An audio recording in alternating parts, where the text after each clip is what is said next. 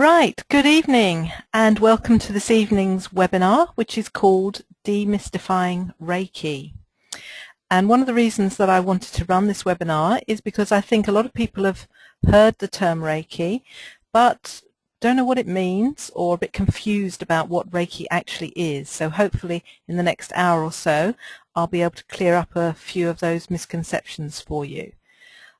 Before we start, I would like to just run through a few technical things for those of you who haven't been on one of my webinars before. Now, if you can't hear us, please check that your speakers are on and that you've got no loose connections anywhere. Often there is a simple explanation. Sometimes it's that I haven't unmuted myself, so hopefully you are all hearing me. Now, sometimes my internet or your internet drops out for a few minutes and you may lose the sound, but you'll still have the picture, but it does usually come back.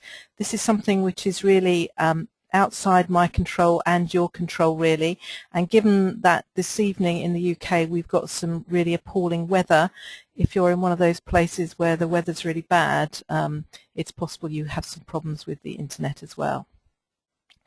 Now, in the top right-hand corner of your screen, you should be seeing a chat box. But if you're watching this on an iPad, you may see the chat box, but it often doesn't work if you're on an iPad. So I'm sorry about that, but on ordinary computers it generally works just fine. So what you have in there is a questions and a chat box where you can type in any messages or comments as we go along, and you can also raise your hand to attract my attention. There's a little yellow icon that looks a bit like a glove, and if you click on that to try and attract my attention, I can see you. Now, it'd be a good idea if at this point you could just raise your hand so that I know that you can all hear me. So could you please? That's great. So it has been known that I've been chatting away for 5 or 10 minutes and no one can actually hear me because I haven't switched my sound on. So it's a good idea to do that sound check at the beginning. And also, just so you can see how that question or chat box works, could you just type in your location this evening? Just tell me the town you're in.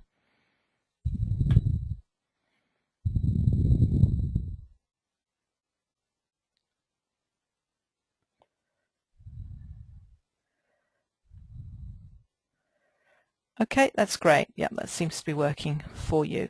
Okay, so now you can see how that works. Now, this evening as I'm going through the presentation, I will be keeping an eye on that box, but obviously it's quite difficult to pay full attention to that and what I'm trying to say and move forward the slides. So if you do have a question and I don't spot it straight away, don't worry, I will spot it eventually, and hopefully towards the end we will have a bit of time for questions. And I'll go back into those boxes and check that I haven't missed anything then. And there is just one last thing. You can see on the webcam that I'm actually using headphones with a mic, and that's because sometimes if you want to ask a question live at the end, if you've got a headset with a microphone, it means we get a much better sound quality and less feedback. But if you haven't got one, it absolutely doesn't matter. It's just something that can be helpful. Okay, so now we can go back into this evening's presentation. I see lots of familiar names on the attendee list, but some of you are new to me. I'm Louise Carden, and I'm a Reiki teacher and practitioner. And I'm here at home this evening in West Wickham, Kent, which is in the southeastern suburbs of London, quite close to Bromley and Croydon. And I also work locally. I have an office also here in West Wickham. And I've been practicing Reiki since 2002, and I've been teaching Reiki since 2008. So it's something that made real difference to the way I lived my life when I first found out about it. And it's something that I was very skeptical about at first, but certainly the more I practice Reiki, the more I find out about it, the more I see quite how remarkable a practice it is. So what is it that I do? Well, basically, I help people go from frazzled to feeling serene. And I do that through running workshops, courses, online training like this one. I speak at events. This was a women's conference that I spoke at a couple of weekends ago. And I also see individual clients for Reiki treatment at my office here in West Wickham. And alongside that, I'm a mother to 2 boys, and in fact it was my children that got me into Reiki in the first place. When I had my first baby, I really thought that babies slept all day. You didn't have to do much with them. You pop them in the corner. Or as my mother said, you put them in the pram, you leave them in the garden, they're no trouble. But what I soon found out was that didn't seem to be true anymore, that modern babies don't sleep nearly as much as our mothers claimed that we did. And I was looking for ways to help them settle, help them calm down, help them quieten down at night. And I didn't want to give them Calpol, which is a liquid paracetamol that a lot of mothers give children paracetamol in that way. So I started looking for ways that I could help them without resorting to sort of chemicals. I was looking for natural ways to help them. And I used homeopathy with them. I used cranial osteopathy. I tried various things. And then a friend of mine had just finished her training as a Reiki teacher. And so she said, well, why don't you try this? And I went along to her house and started to learn how to do Reiki. And when I used it with the children, I found it was really excellent to help them calm down when they couldn't sleep, when they were upset, when they were teething. I had no idea how it worked, but it seemed to work really well. And both my boys actually have learnt the first level of Reiki, so they can use Reiki on themselves and on their friends. And now they're both teenagers, they're a bit more skeptical about it, I guess, but if either of them don't feel very well in the middle of the night, they will often ask me to come and give them Reiki.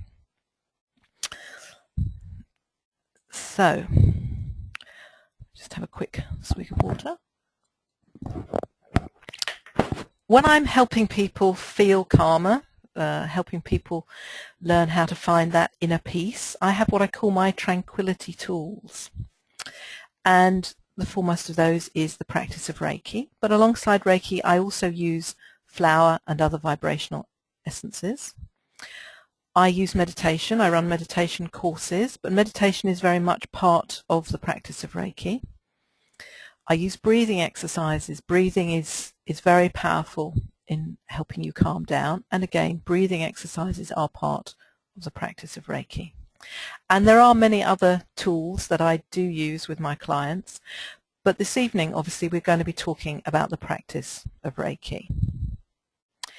So you might be wondering, I've heard about Reiki, but how can Reiki help you?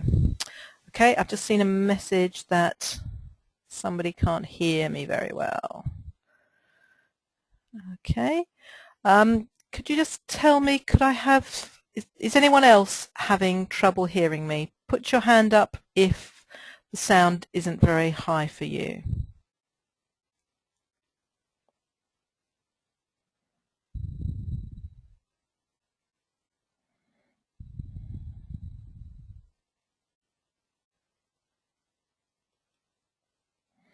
Okay, so can everyone else hear me okay?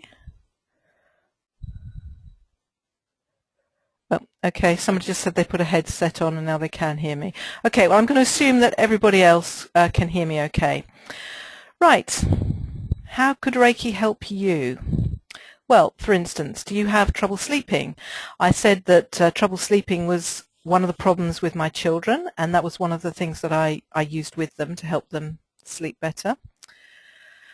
Do you feel you're under stress? Lots of people these days feel they have a lot of stress in their life, and I know particularly women coming up to Christmas do feel particularly stressed, I think. There's a lot of pressure to produce a fantastic Christmas. There's lots of things you have to do, people you have to see, presents to buy, and people do begin to feel quite stressed.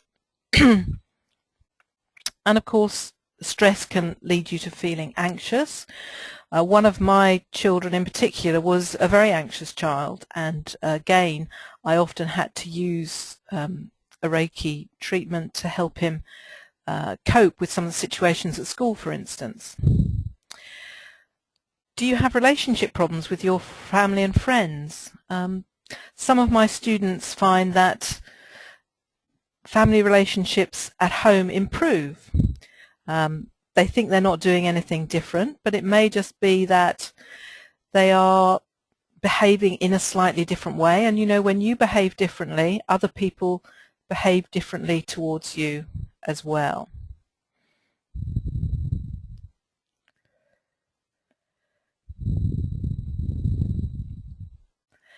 And some people have inexplicable physical symptoms. And what I mean by that is, you know, you've got something going on, a physical symptom, it's definitely there, but you've been to the doctor, you've had all kinds of tests, and the doctor can't really find any physical explanation for what's going on with you. And often in those kinds of cases are due to stress, they're due to emotional pressures, and you may need to look at some kind of complementary therapy to help you with that. And perhaps you feel there must be more to life. A lot of people are dissatisfied with what's going on in their lives. One of my very first Reiki clients was a young woman who didn't really know what she wanted to do with her life. She didn't know what career path to take. She felt very unmotivated. She wanted to move forward but really didn't know what to do. And I saw her quite a few times, and she said that the biggest thing that she got from having those series of sessions was that she felt more motivated and she was able to make decisions more easily. So sometimes the benefit that Reiki can bring to you is something almost intangible, something that perhaps you didn't even realize you needed before you went and had the Reiki treatment, or perhaps learned how to do Reiki.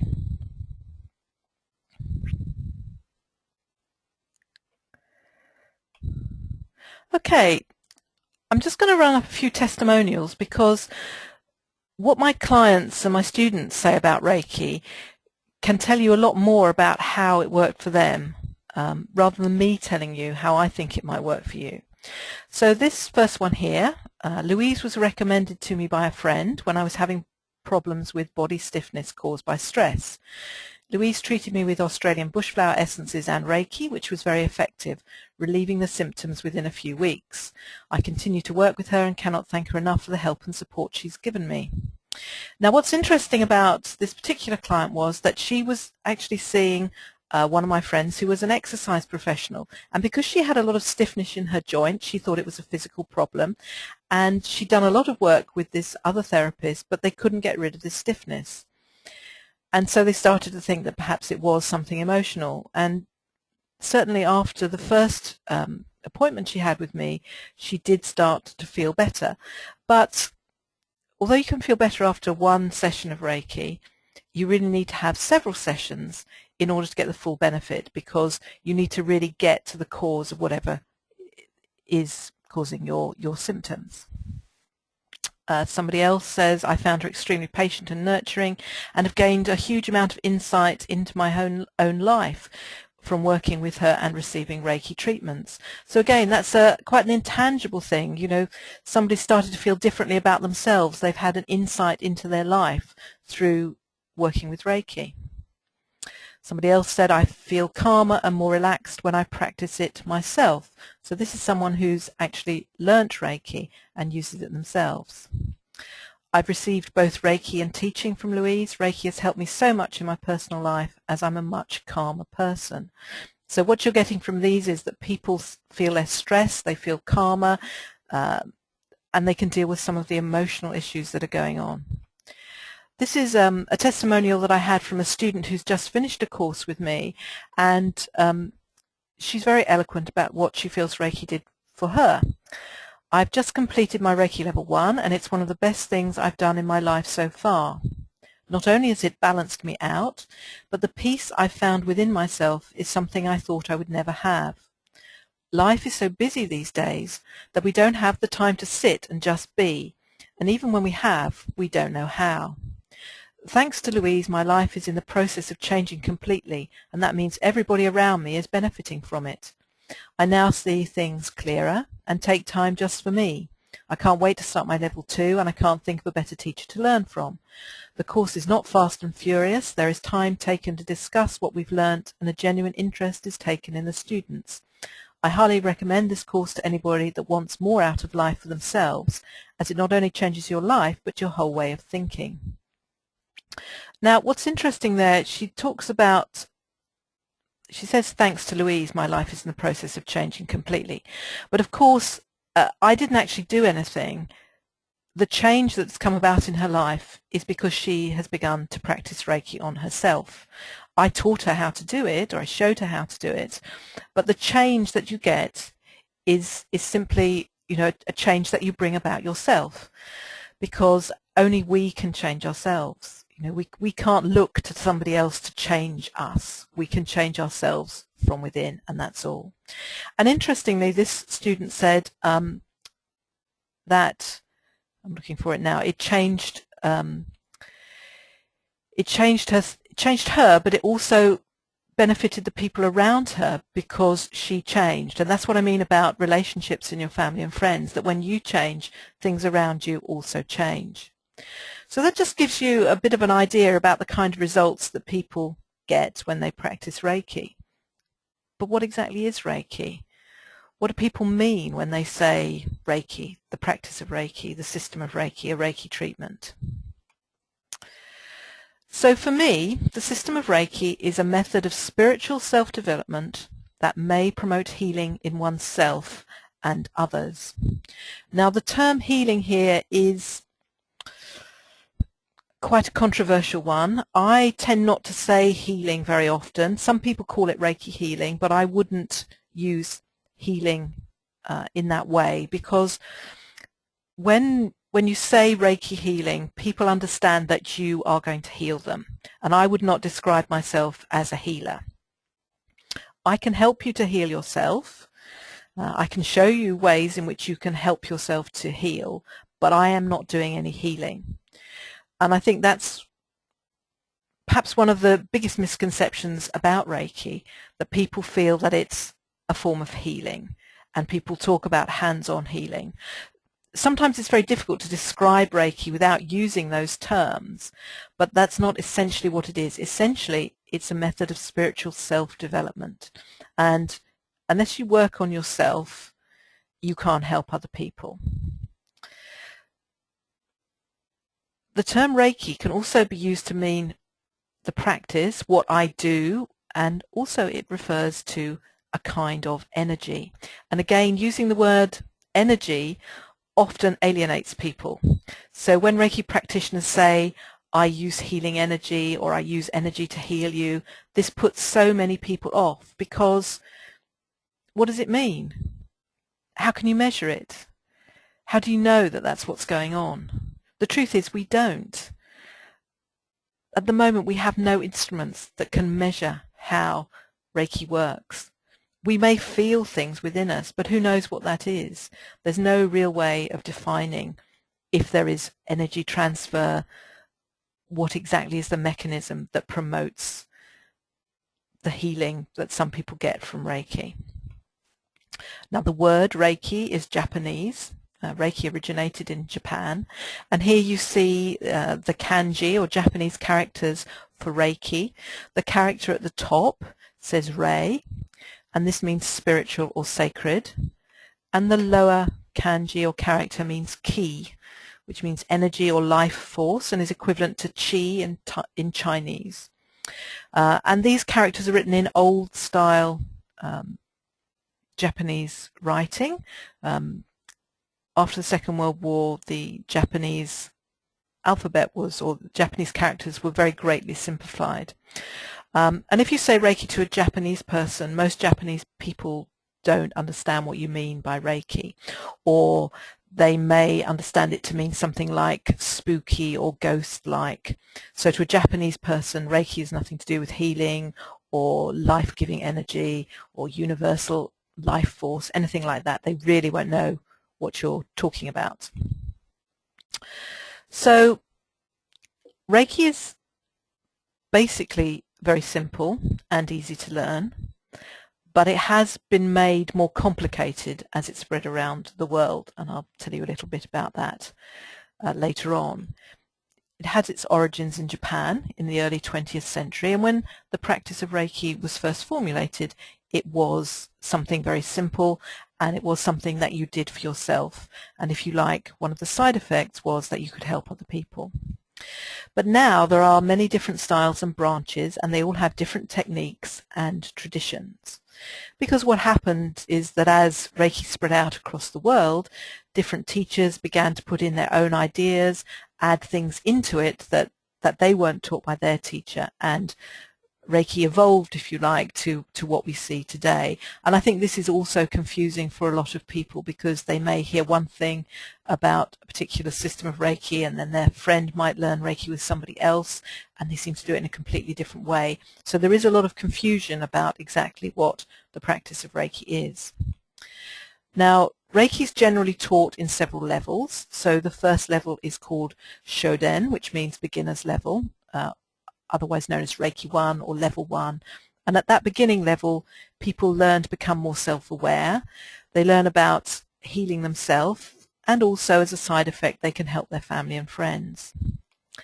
The second level is called Okuden, which means hidden teachings, or Reiki 2. And on that level, you learn to focus your attention and your energy more. You learn a few more advanced techniques, and if you want to practice with the general public, if you want to have a professional practice, you really need to have done this level. And then there's a third level, which is called Shinpuden, which means mystery teachings, and this is known as Reiki 3, the master level or the teacher level. And if you want to teach Reiki to other people, this is the level you have to do. Now, some branches of Reiki have more than 3 levels. I don't think there are any that have less than 3 levels. So it depends on the style of Reiki you learn how many levels there are. The style that I practice and teach just has these 3 levels. Now, as I said, Reiki started out in Japan in the early 20th century, and this gentleman, Mikao Usui, was the founder of the system of Reiki. Now, some people tell you that Reiki is very ancient. Some people say it comes from Tibet. Other people say it was rediscovered by Mikao Usui. Certainly a lot of the things that are taught in the system of Reiki have been around a very long time. So hands-on healing has been around for a very long time. Meditation is very ancient. There are many things in there that have been around a long time, but it wasn't until the early 20th century that Mikao Usui brought this together in a system which he used to teach to other people. We believe at the beginning it was simply just for self-development. He had a kind of spiritual awakening in the early 1920s, and from then until he died in 1926, he traveled around Japan giving Reiki treatment to people, but also teaching other people the first 2 levels of Reiki. And he had a very small number of students that he taught the top level, so they could also teach. Very little is known about Mikao Usui other than what is written on his memorial tombstone in a graveyard in Tokyo. After he died, his students erected a large memorial, and they wrote out the story of his life. And that's how we know what we do know about him. Now, Mikao Usui, as I said, only had a very small number of students, a small number of teacher students. He had probably 2,000 people who learned from him in total, but only around 13 people who actually learned to teach from him. And one of those was this man, Chujiro Hayashi, and Hayashi was a doctor. He was Western trained. Japan had become much more open in the early 20th century, and they began to take on board Western ways of medicine, of trade, industry. They had a really huge awakening to modern Western ways. And he was also a reserve officer in the Japanese Navy. And it's believed that because he was a Western trained doctor, that he was the one who introduced more formalized and structured techniques. So we have manuals going back to the 1930s, which were written by him and were given to his students. So it became much more formalized, and at this point the emphasis became there became more emphasis on healing other people or giving treatments to other people. And Dr. Hayashi had a clinic in Tokyo where he treated people as well as teaching Reiki. And Reiki finally was brought to the West through this lady, Hawayo Takata. Mrs. Takata was born in Hawaii of Japanese parents, and she traveled back to Japan in the mid-1930s. She'd been widowed and she went back to visit family. And while she was there, she wasn't very well, and she was scheduled to have surgery in a regular Western-style hospital. But a voice in her head told her not to go ahead with the surgery, and she asked at the hospital if there was anything else she could do rather than going through with surgery. And you can imagine that in the 1930s, surgery wasn't that sophisticated, and I think you probably would think twice about having surgery in those days. And she was told that there was a clinic around the corner where Dr. Hayashi practiced this natural kind of healing, that she might want to try that. So she did, and she was amazed with the results that she got. She had a physical condition. We don't know exactly what it was, but she had quite a lengthy treatment at Hayashi's clinic, and she then wanted to learn it herself. But she was told that because she wasn't Japanese, this was something for the Japanese, they couldn't teach it to foreigners. Now, of course, she regarded herself to be Japanese, but to Dr. Hayashi, she was very clearly American. But she was a very persistent woman, and eventually he was worn down and agreed to teach her. So she moved in with his family and learnt the system of Reiki from him. And in 1938 she went back to Hawaii and set up her own practice in Hawaii.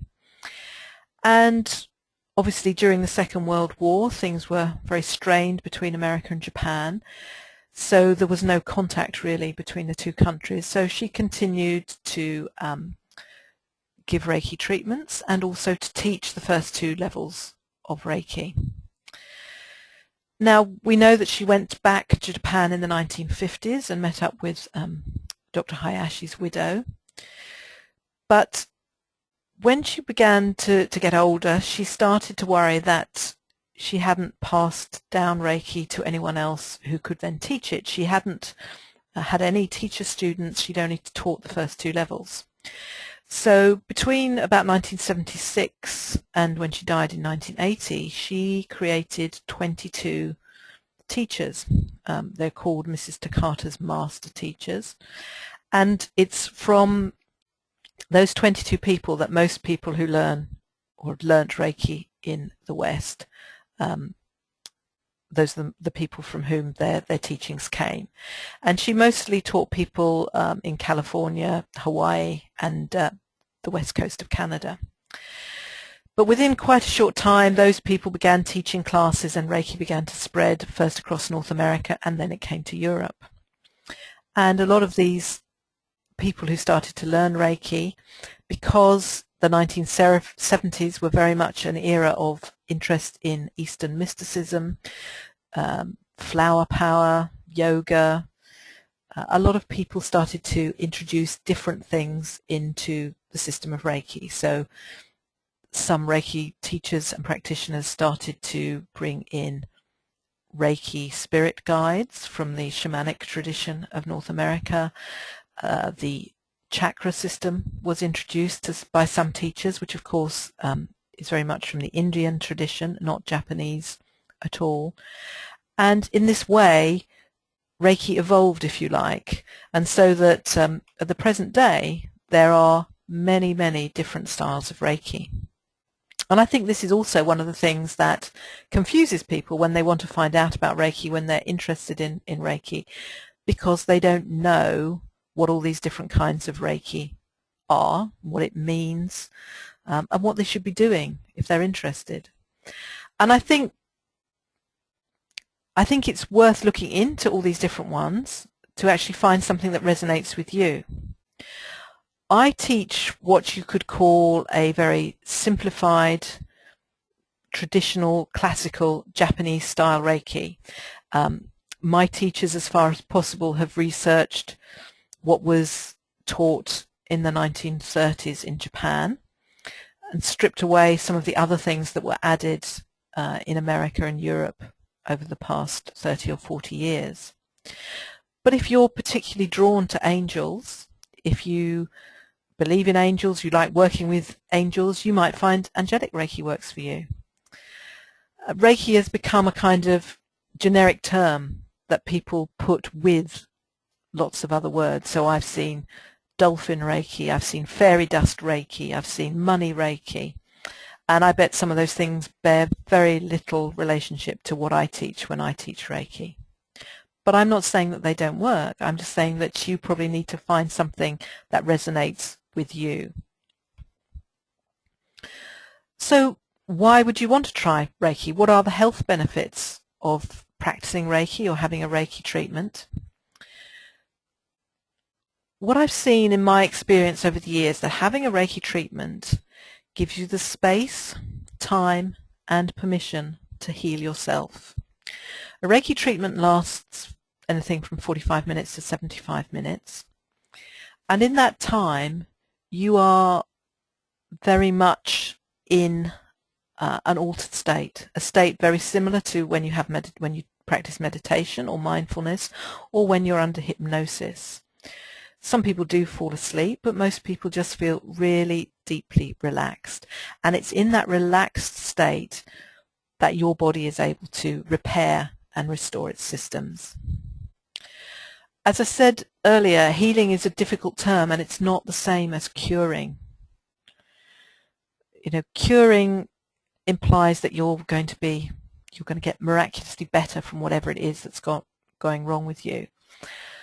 Sometimes you can still have the condition that you always had, but your healing, part of your healing is coming to terms with that or learning to live with it. So healing is not the same as curing, and healing is not a term that I normally use when I talk about Reiki.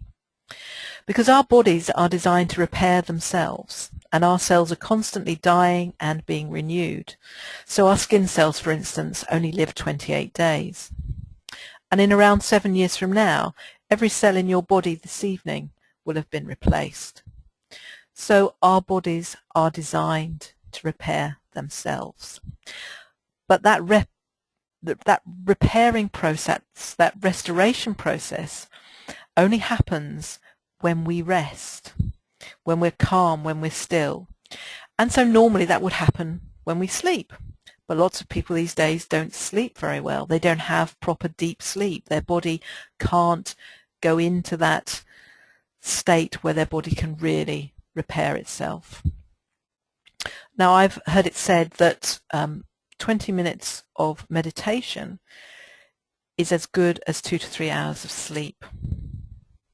So being in that meditative state is really good for you.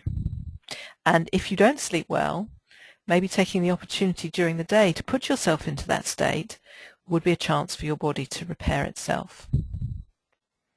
And of course, it's now recognized that many physical diseases have their origins in excess stress, because we have biological responses to stress that are designed to help us cope with danger or challenges in the short term. So stress is good when we're in danger or we've got some difficult situation. And these biological responses include raised blood pressure and heart rate, shutting down our digestive system, an increase in our respiration rate, and increased levels of various hormones. But our bodies are designed to be in this state for a matter of minutes or hours, not for days, weeks, or months. And when we're under sustained stress, we may be in this heightened state for months or even years. And of course, prolonged periods of stress, so prolonged periods of being in this heightened state, will begin to impact on your physical body. And of course, modern medicine is beginning to recognize this. So anything you can do to reduce your stress levels will have a physical impact on you. And being able to use a technique such as Reiki is one way to reduce the stress response in our bodies. And other ways include breathing techniques and meditation, which are also part of the system of Reiki. And this works whether you have a treatment from a qualified practitioner or you learn the practice of Reiki yourself. So there are two ways that you can use Reiki to help with these things. Now, complementary therapies are always being attacked because there's no scientific evidence for how they work. Excuse me. Now, there are many studies which claim to show the benefits of using Reiki. But as with all studies on complementary therapies, we do have to be very careful with them, because most of these kinds of studies don't meet the standards of modern experimental science, and this is the problem with trying to demonstrate how therapies work, because they can't be studied in the same way as other scientific topics, because one of the premises of holistic style therapies is that everybody is treated as an individual, and a lot of the things that work in modern medicine are based on the fact that everybody's the same. So everybody with the same disease is given the same treatment. But of course, people can have the same symptoms, but they may not have the same cause or origin. And complementary therapies and more holistic way of looking at wellness takes a look at where these things originate from. Now, of course, the quality of healthcare that we get depends on the accuracy of information published in medical journals, and you will find very little information in medical journals about complementary therapies, because medical journals have a particular process where articles are reviewed by other scientists, and this is to maintain scientifically credible research standards. And the papers are approved by at least 2 experts prior to being accepted for publication. And it's very difficult to find people who will critique these kinds of studies. And there are several levels of credibility, if you like, with medical studies. And the lowest level of credibility is a case report. And for most complementary therapies, case reports is what we have. And for hundreds of years, case reports was all that medicine had. You studied someone who had a particular condition, you treated them with whatever process it was you were wanting to study, and you recorded what happened to them. And you did this for many, many people to build up a picture of how your treatment was working. And for, as I say, for hundreds of years that was acceptable. But once scientists began to be able to measure things, they wanted to have a different kind of study. They wanted to be able to assess evidence in a different way. The next level, if you like, of credibility is an epidemiological study. And this is normally a study which takes in a huge population, so it may be a whole country. You'll try and see evidence of trends of certain things within a given population. And then we have the randomized control studies, and this, if you like, is what most medical studies are run on now, and these are considered to be the highest level. And there is one more kind of study, which is a meta-analysis or a review article, and these are done by gathering together all the studies that were done on one topic, excuse me,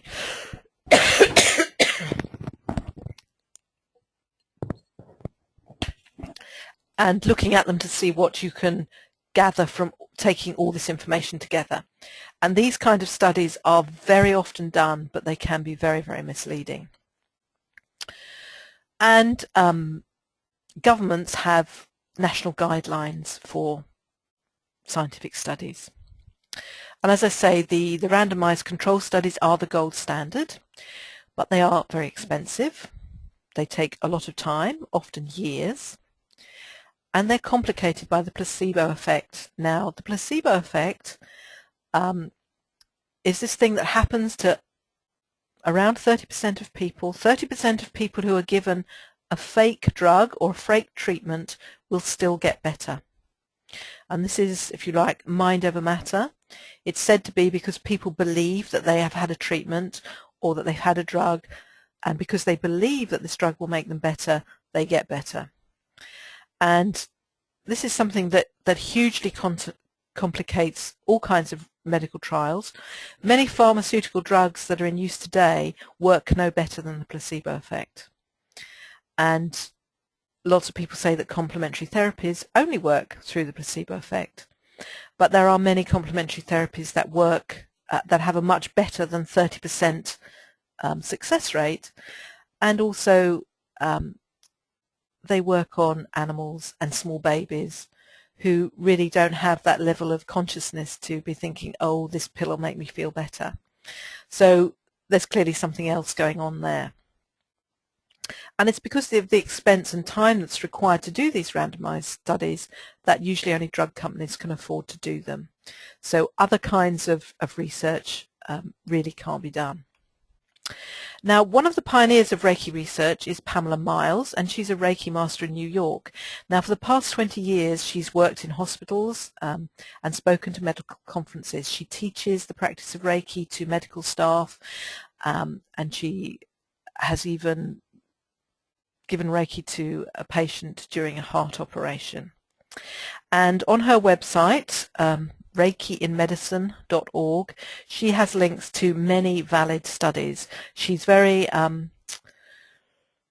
exacting in her criteria, and she will only put up a study there which satisfies proper criteria for medical studies. And these studies have shown that Reiki treatment is balancing and reduces stress, can reduce levels of pain and anxiety. Now, there are, however, many high-quality studies on the benefits of meditation. And as I said earlier, you know, meditation is part of the practice of Reiki, and in my experience, the way you feel while you're having a Reiki treatment or while you're giving Reiki to yourself is very similar to the way you feel in meditation. And because meditation has been around for thousands of years, lots of people do practice meditation or mindfulness, and neuroscientists can wire up people to their machines, they can do brain scans, they can actually measure the changes that occur during meditation.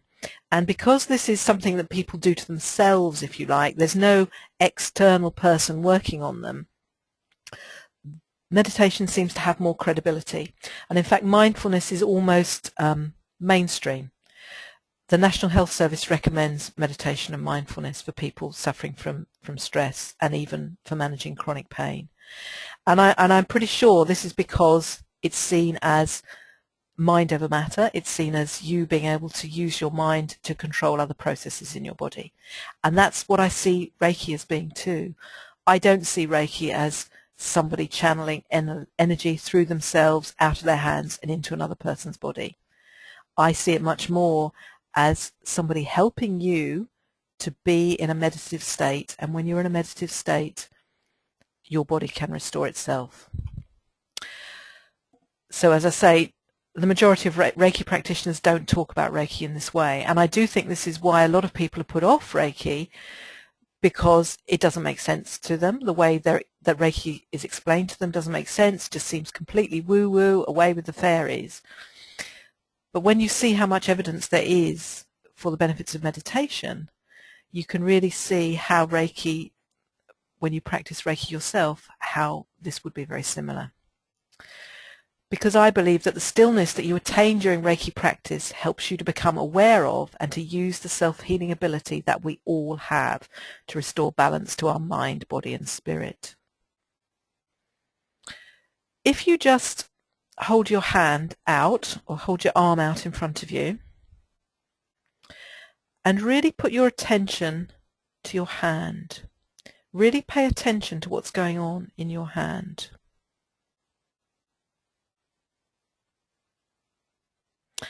And I'm pretty sure that some of you will feel tingling in your hands, or you may feel sensations in other parts of your arm.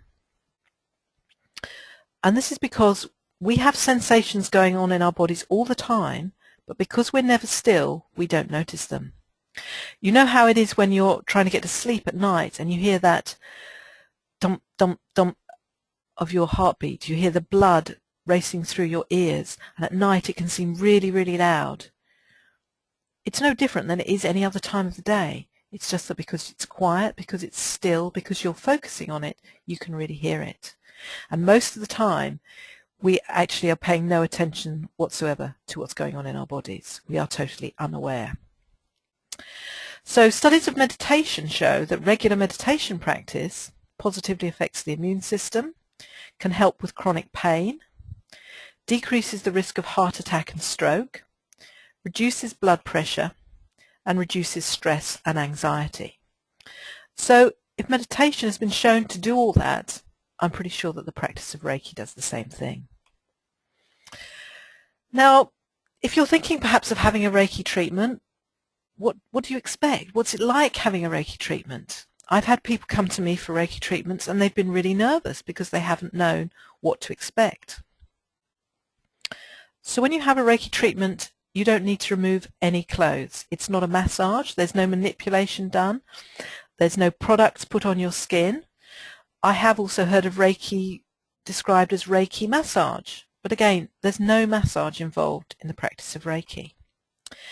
And you can have a Reiki treatment seated in a chair or lying on a massage couch. You don't have to lie down. You can have a perfectly adequate treatment sitting in a chair.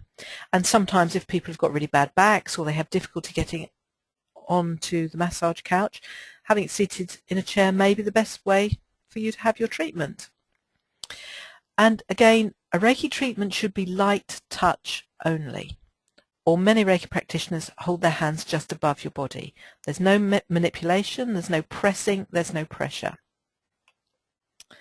And a full treatment lasts between 45 and 75 minutes, as I said earlier. It will depend on your practitioner, what style of Reiki they practice, and it may also depend on what issues you've gone to them with.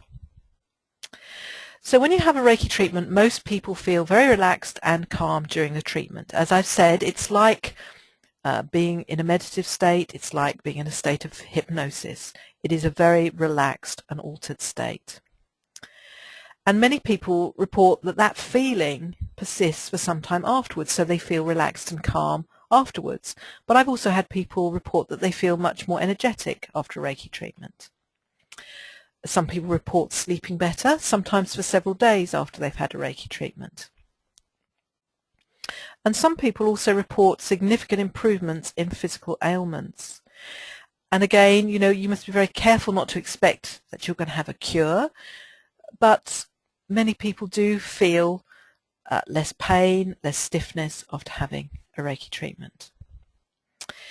Now, during the treatment, you may feel sensations that appear to come from the practitioner's hands, and these include heat, cold, or tingling. Or you may feel sensations in other parts of your body unrelated to the hand positions. So the practitioner may have her hands near your head and your feet are tingling. Or you may feel absolutely nothing at all. And these are all very common feelings. But as I've said, it's my belief that because we're never still, because we're never aware of what's going on in our body, it's only when we're having a Reiki treatment, when we're beginning to be really aware of the processes, that we feel a lot of these things. If you don't feel anything at all, doesn't mean that it's not working. I very rarely feel anything when I have a Reiki treatment, and I also very rarely feel anything when I'm giving a Reiki treatment. Now, to some people, that would be a sign that nothing's happening. But my clients all report feeling better. So it's not as simple as that. And until the time comes when we have some kind of apparatus that can measure what's going on, we've really got no way of saying what it is that happens during a Reiki treatment.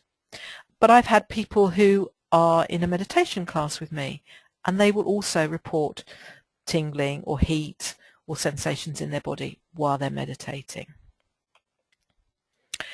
Now, You'll feel good after one treatment. Most people feel good after one treatment unless you're extremely anxious. I have had people come to me who've been very anxious and they just could not relax because they'd never had Reiki before, they'd never met me before, they weren't able to relax. So sometimes that first treatment may not give you the results you're looking for. So most practitioners would recommend you had at least 3 treatments in order to get the full benefit of it. Because it's a matter of trust as well. You know, when you're with a complete stranger, it's quite difficult to relax and let down your guard, but the next time you see them, you're going to feel more relaxed. And of course, having regular treatments will keep you in balance on a regular basis. So it can be used as a preventative therapy, if you like, a way of keeping your levels of wellness high. And Reiki treatments are entirely safe. They can be used with children, adults and animals, pregnant mums. Because you're not doing any manipulation, you're not using any products, there's really nothing that can go wrong. So I'm just going to briefly run over this. I do see people for treatments, and you can go to my website and find out more about that.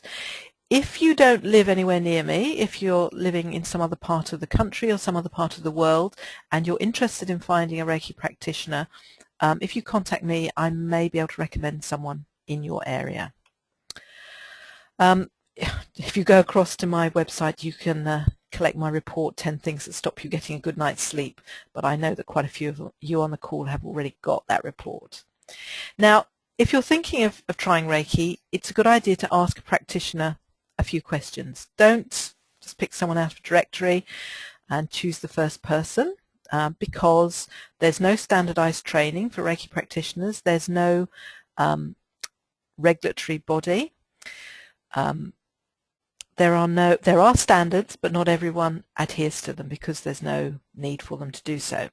So I would suggest you ask first where the treatment's held. A lot of Reiki practitioners work from home, so you might have to go to their home, or they might come to your home, or they may rent an office or a consulting room in a clinic somewhere. So it's a good idea to know that first, and you need to be comfortable with that. You know, do you want to go to a stranger's home? Do you want to have a stranger coming to you? Or would you rather go to a natural health clinic and see them? Ask about hours. Some people have jobs, maybe part-time or full-time, and practice Reiki as almost a sideline, may do evenings and weekends. So again, that might be something that you've got to find out first. You need to find out whether you can make an appointment. If they work in a clinic, they may have a drop-in system. You may not need to make an appointment. And you need to find out front how long the appointment is and how much it costs. My first appointment is longer than subsequent appointments because I have more paperwork to fill in, and I like to go through things in detail with people before they have the treatment. So my first appointment is more expensive than the other appointments because they're longer. Who is my practitioner? If it's a clinic or if it's a practice where there are several different Reiki practitioners, you want to know who it is you're going to see before you make the appointment. You might not want to see a man. You might want to see a woman. It's entirely up to you, but you may have those kind of considerations. And you might want to know if they have a cancellation policy. Suppose you change your mind, suppose you're ill on the day, are they going to charge you anyway? You may want to ask what's involved in a Reiki treatment. What I've described to you previously is for a simple basic Reiki treatment, but because many people who practice Reiki also do other therapies, sometimes they incorporate other therapies into their Reiki treatment. So there are massage therapists who also give Reiki, and sometimes they do give you a massage and give you Reiki. And of course, in that case, you will need to take your clothes off, and we're talking about something completely different. Because I also use flower essences, I often give my clients flower essences to take away with them. But that's not part of the Reiki treatment. They don't need to have it. It may be something that I recommend depending on what issues they've come to me for. Some Reiki practitioners use drumming. Some Reiki practitioners use crystals. So there are a variety of things that might be involved in a treatment. There, do you ask if they use anything else apart from Reiki during the treatment? You need to be very clear about what it is that you are receiving. You need to ask them whether they have professional insurance. Practitioners working with the public, whether they're being paid or even if they're acting as volunteers, should be insured, and they should also belong to a professional organisation. Ask them how long they've been practicing professionally. But of course, just because someone's been doing it a long time doesn't necessarily mean that they're any better than someone who's just starting, but it might be reassuring for you to know that. So that's about getting a treatment, but you might want to actually learn the practice of Reiki for yourself. And there are many benefits of learning Reiki because, of course, you have 24-hour access to a practitioner, you. And that's why I learnt it in the first place, so that I could use it as first aid, if you like, for my small children. You're able to calm yourself down under stress. So when you find yourself in a stressful situation, you have tools that you've learnt through the system of Reiki that can help you calm down. You're able to focus more easily at critical times, and you can help your children or other family members to feel better. And as I say, my hulking teenage boys will still ask for Reiki if they feel unwell in the middle of the night. Now, the main elements of the system of Reiki are the Reiki precepts or principles, and these are 5 simple precepts or principles that we try and live our life by. Meditation is very much part of the system of Reiki. There are things called the Reiki symbols. These symbols are used in meditation to help you focus more on certain aspects of Reiki practice. They're not taught until the 2nd level, and they can help you go deeper into the practice of Reiki. Hands-on healing is an aspect of learning Reiki.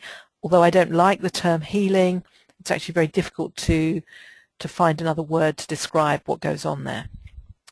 And we have something called attunements or initiations. Part of the system of Reiki, when you learn Reiki, is that you learn from a teacher face to face, and that it's passed on down from teacher to student. Because this comes from the Far East, and in the Far East the teacher-student relationship is very important, and it's often a lifelong relationship. You can learn Reiki online, but you don't have that face-to-face relationship with a teacher. And I would argue that although it's perfectly possible to learn information online, you can't really learn the practice unless you see it and experience it with a teacher. So the Reiki precepts, as I said, are very simple. For today only, do not anger, do not worry, be humble, be honest in your work, be compassionate to yourself and others. And this is something that we work on all 3 levels of the system of Reiki. And for many people, there'll be 1 or 2 of these that really are their stumbling blocks, ones that they really have to work hard on. And because this is a lifelong journey with the practice of Reiki, it doesn't matter if you can't do it today, but you're aiming towards achieving these precepts. Now, I've still got a little bit to say, and we are coming up to the hour now, so I will just go through these quite quickly.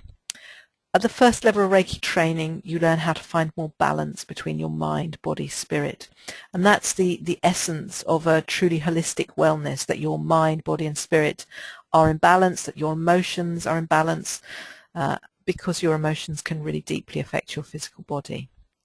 You learn how to become calmer. You can treat yourself with Reiki, but you can also treat your family with Reiki. And you feel more connected to life. This is one of those more esoteric things which are really difficult to understand until you experience it. And so as a result of this, you may feel less stressed, you may feel less anxious, you may find coping with pain is easier, you may find it easier to focus, you may feel more in control of your life, and you may find that your physical health improves. So if you're looking for a Reiki class, if you're looking to learn Reiki, and again, you know, you may live on the other side of the world to me, A Reiki class or Reiki course should be a minimum of 8 hours for both levels 1 and 2. And more typically, it should be 15 hours. That gives you enough time to practice and experience for yourself. And of course, as I mentioned earlier, it must be face-to-face with the teacher in person, not over the phone or internet. Now, if you do learn Reiki at a distance, you will not be able to get professional insurance. You won't be able to join one of the Reiki professional bodies because they will all stipulate that you have to have learned face-to-face. And I know there are many, many teachers on the internet. You can be a Reiki master in 24 hours for $99. But just think about it. When it sounds too good to be true, it probably is. You can pay quite a lot of money. $99 is quite cheap. You can pay quite a lot of money for some of these courses, but you will end up with something you can't really use because you don't have that hands-on face-to-face experience. That only comes from being in a class with a teacher. And a responsible teacher will offer ongoing support and mentoring. Now that could be at a distance, so you might travel to study with a teacher. They may not be local to you, but you should be able to contact them by email or Skype on an ongoing basis. So if you have any questions or queries that arise, you're able to contact them and get answers to your questions. Now, of course, I run regular classes in West Wickham, and I run 6-week courses, once a week for 6 weeks. And I also run a 4-week weekend intensive for students, or a 4-week or a weekend intensive for students who wish to have a professional practice. So lots of people study Reiki just for personal interest. They don't want to teach Reiki, they don't want to practice on members of the public, they don't want to have a professional practice, they do it just for themselves and their family. And those kinds of people don't need to know a lot of the stuff that you need to know about running a business, like insurance, health and safety. So I do that as a separate class. So you only do that class if you are interested in having a professional practice. And my level 3 class is held over a period of at least 9 months. And that is because I believe that if you want to be a teacher of Reiki, you need to have a lot of experience, you need to know what you're doing. And I don't teach a lot of people this level. Two of my students who have taken it don't want to teach, but they've done it again purely for personal interest.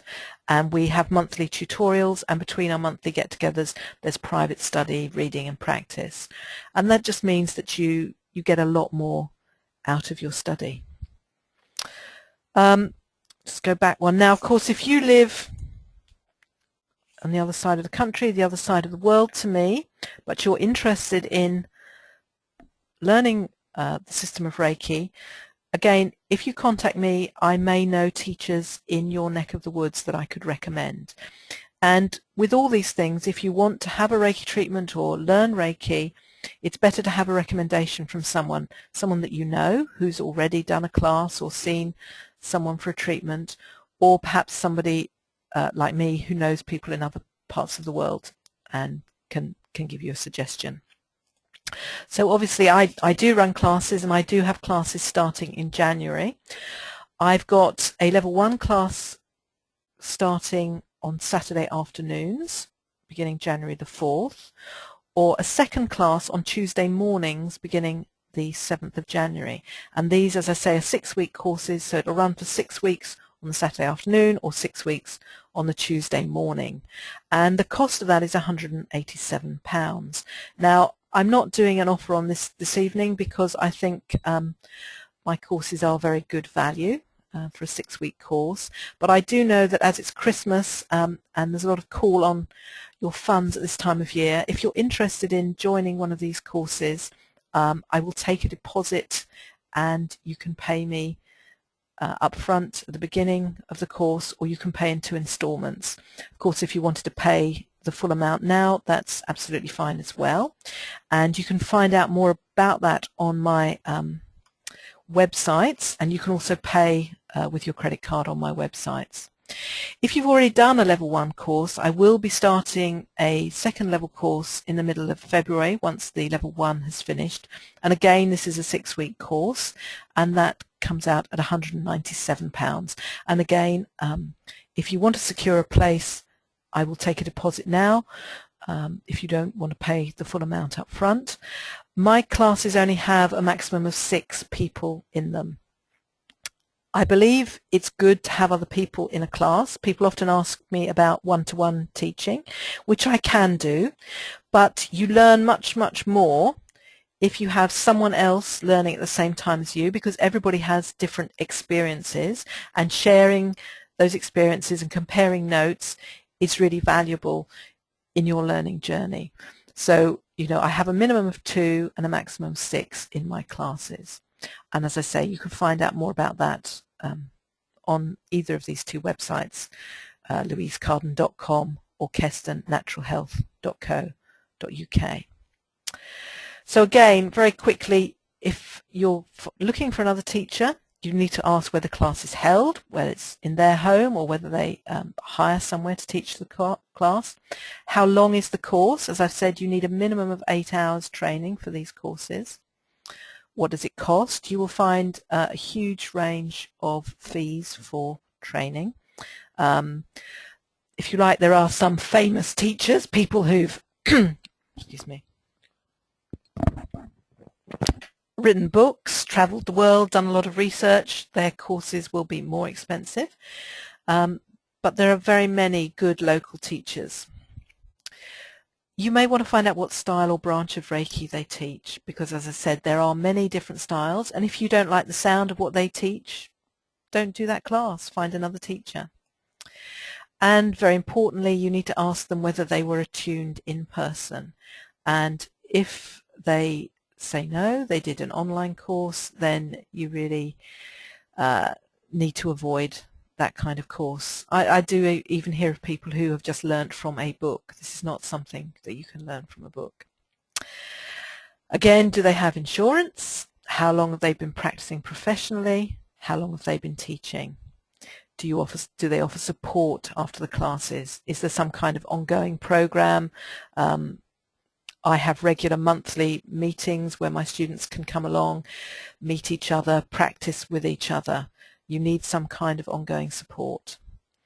And you also need to know that the teacher continues to study. As Reiki teachers, we are supposed to do continuing professional development every year. But I do know of people who say, well, I've done all that studying, I don't need to do any more classes. Things are changing all the time. People do need to continue to upgrade the information they have. So I've gone over a bit longer than usual. I hope that's okay with you. These are just my details on here. I work out of the Keston Natural Health Practice, which is in West Wickham. That's my phone number. You can email me via either of these websites. You'll find me at info@kestonnaturalhealth.co.uk and louise@louisecarden.com. Go to either of those websites, you can contact me. Does anybody have any questions? I will just open that up now if anyone wishes to make any comments or have any questions. Just a couple of minutes to see if anyone wants to ask anything. You can either raise your hand or type a question into the box so that I can read it.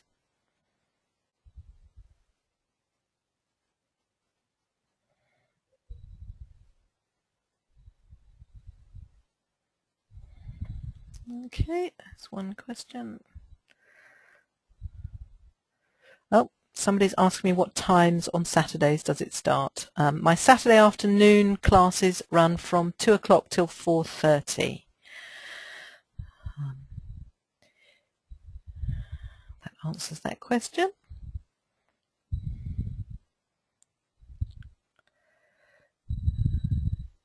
And my Tuesday morning classes run from 9:30 till 12. But if you live at any kind of distance, I often find that my groups are very helpful to each other. So if there is one member of a group who has a problem with the time, the rest of the group are very often accommodating in changing times here and there. Okay, so it looks like we're out of questions. I know I have run over a little bit, so thank you very much for joining me this evening.